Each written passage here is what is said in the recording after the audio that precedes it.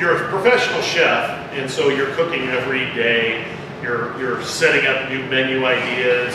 You're building restaurants, building kitchens, getting staff ready, teaching, all of this stuff. Is it safe to assume that you don't ever want to touch a pan, do any cooking when you get home, or do you love cooking so much that you love cooking at home as well? I'm always cooking. Yeah, I'm always cooking. I love cooking at home. It's kind of like free cooking. Well, passion's not sometime, right? Yeah, this is definitely a lifestyle, not a job and all that kind of stuff. But I do refer to it as free cooking. You know, like an athlete might say they're just, they're going out and free playing.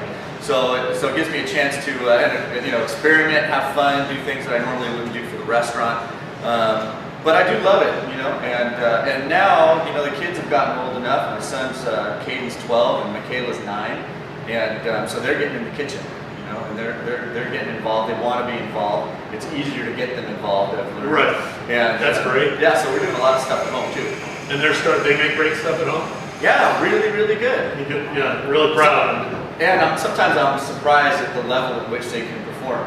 I mean, you don't discredit the kids. They're pretty good. Right. They're pretty good. You're like, hey, wait a minute, I went to school for this stuff. Yeah, hey, slow down a little bit. A couple of years, I'm gonna put you to real work. So what is your favorite thing? I guess it's simple, whatever, just whatever it is. What's your favorite thing to do at home for the family or with the family? Well, there's a lot of different stuff, but I chose to talk about the shrimp today because we've got this beautiful array of shrimp, and it kind of represents really it represents my family in some ways, because these little shrimp are great for the kids. My 9-year-old, she likes the little pieces, and I'll put these on skewers or whatever it is, even fruit. You try to get your children to eat fruit. You do fun things like make little melon balls with them and stuff, and they'll eat it.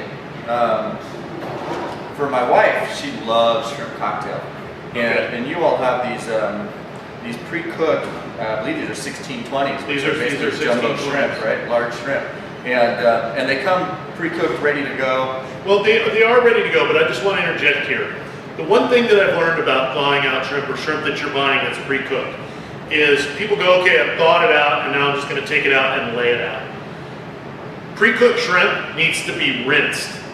Put it in a colander, take some cold water, sprinkle the cold water on it, and just let it rinse off, because it's been sitting in this shrimpy water, and so you want to give it a cleaner taste. And so that's just one of the techniques that I would throw in there. Do you agree with that?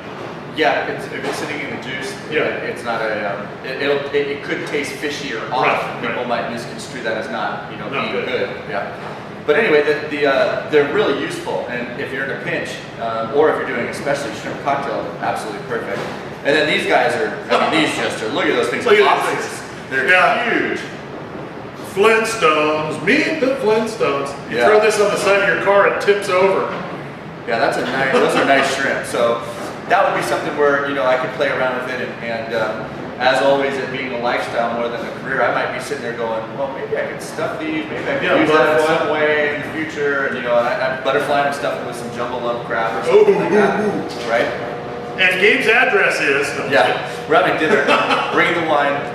Awesome. So that gives you kind of an idea of a spread, but you've got something in a small shrimp here where you get multiple bites, and you can do so much fun stuff with skewering, and this I love is ready to go. You just have to make your own cocktail sauce. I taught my wife a recipe that she loves. Really? Yeah, real simple with ketchup and horseradish and lemon juice and Worcestershire sauce and a little Tabasco, and she's off and running on that. That's fabulous. And then these puppies, you can put them on the grill. You can stuff them. There's a lot of stuff you can do with those guys. Well, that's fantastic. Here we've got with this is a tail off shrimp. This is a 4150 count tail off shrimp. Very versatile for tacos. You can even put it on toppings, top other seafood with it.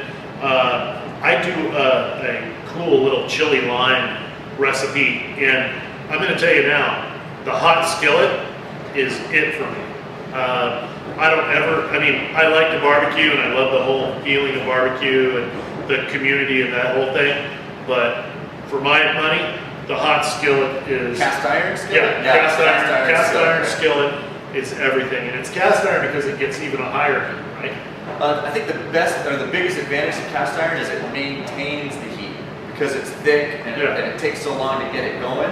Once it's hot, when you add something to it, it doesn't drop the heat. Kind of like a fryer is the same principle behind a fryer. So when we were talking about sautéing earlier or pan searing earlier, in a regular pan, it would lose that heat pretty quickly. That's why it has to be smoking hot before you put anything on. Right.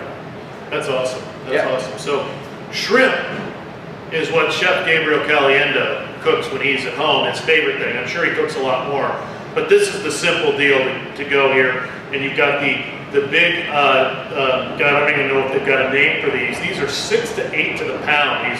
These gigantic ones right here. And then we've got 1620 cooked, and then 4150 tail off. So these two, the first bigger ones are tail on, and then the smaller ones are tail off. And all of these are available at wildthingseafood.com.